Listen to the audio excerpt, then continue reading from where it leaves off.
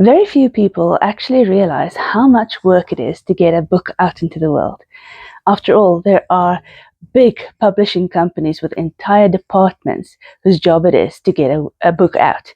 So imagine how hard an indie author has to work to do the same thing all on their own. Hi, I'm Sunay Leroux, a fantasy author from South Africa, and since my latest novella, Hunter's Calling, will be released on 28 August, I've just gone through the process of all the steps that you need to do to get a book published. So I thought I'd give you a broad overview of what goes into getting a book out into the world.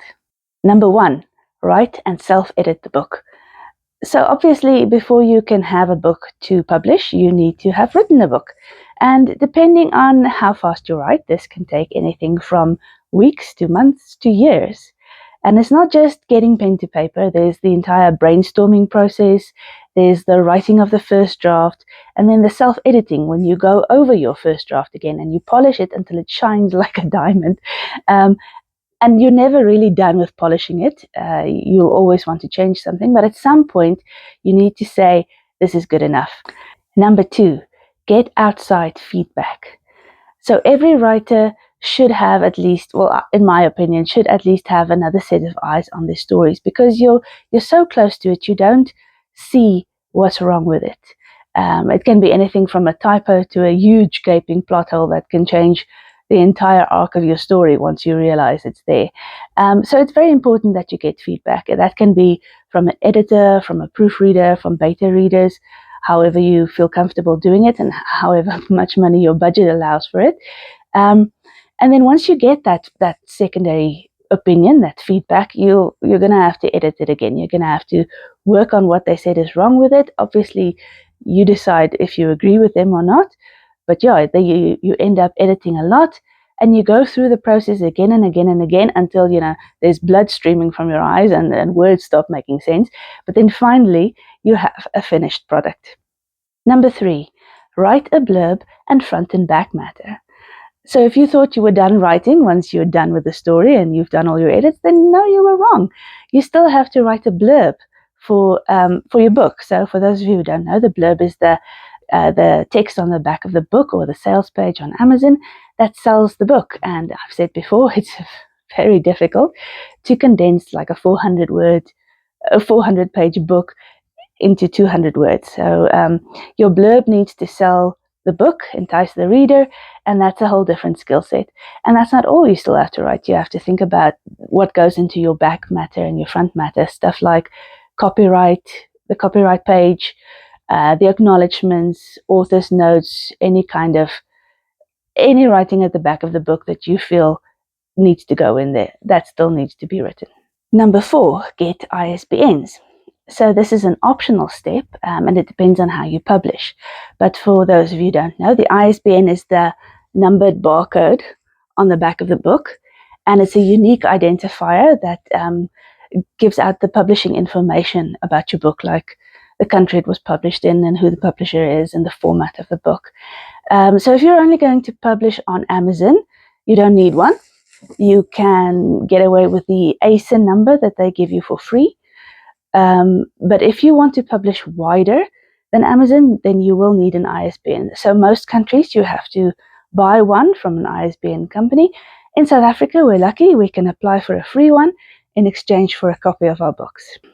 5, interior layout formatting. So most authors outsource this. I like to do it myself. It's actually one of the funnest part of the process for me. And that's when you design the inside of the book.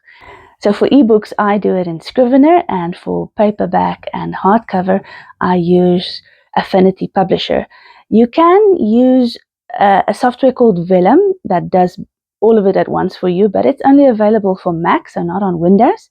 So this is why I do it like this. You don't have to do it yourself. As I said, you can outsource it, and many authors do.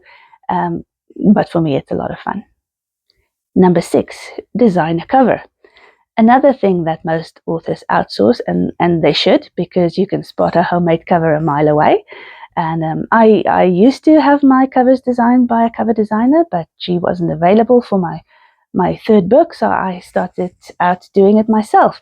And I really enjoy it. I won't say I'm the world's best cover designer, and you can probably spot that it's homemade. I hope not, but I think they look pretty good, and I'm happy with them. And also, designing a cover is not just getting a pretty picture and slap it on the book and there you go.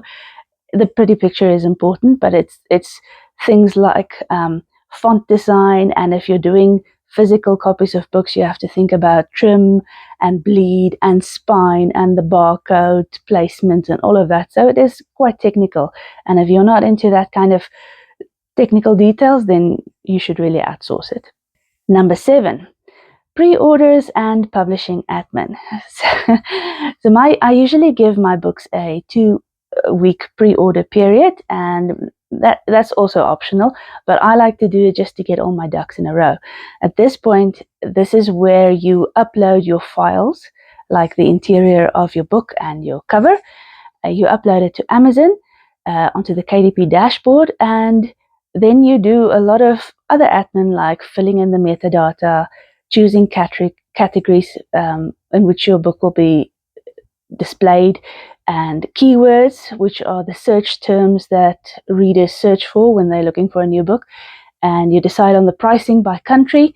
And if you do wide publishing, meaning you're not just on Amazon, you're also at other stores, then you have to do all of this for as many stores as you are available in. So you can either go direct with Amazon and then go direct to Kobo and Barnes and Noble and all of those places, or you can use an aggregator like Drafted Digital, you fill everything all in at once, and they then distribute your books to the various other stores. Obviously, they take a cut of the royalty for that, so it depends on whether you're willing to give up a bit of your income or whether you'd like to spend the time to do it all yourself. At this point, I also like to make a books to read universal link for my books, so that when a reader clicks on a link, it takes them to their preferred store. It just makes their experience a bit easier. And then, of course, afterwards, if you're doing print books, you want to get an author copy of your book, just to make sure that it actually looks the way you want it to look, and that the reader will get the best product when they buy it. Number 8, update your website and Backmatter. So people need to know where to get your book once it's available. And obviously you need to have links to it wherever you can. Your website is a good place for it, but also in the back of all your previous books. And that gives readers a chance, once they finish the previous book, to go straight into your latest book. Which means you need to go and do all of this admin for all your books again every time you have a new book out. So you have to go and update the Backmatter link, and then upload the file for those books again on Amazon and Drafted Digital or whatever wide stores you go to directly. So it's a lot of work. Number 9, promote the book. So while you're doing all of this admin, you obviously need to start telling people about your book so that they can buy it when it's available. And honestly, this is my least favorite part, but yeah, it needs to be done. So marketing often starts long before the release and continues well after it as well.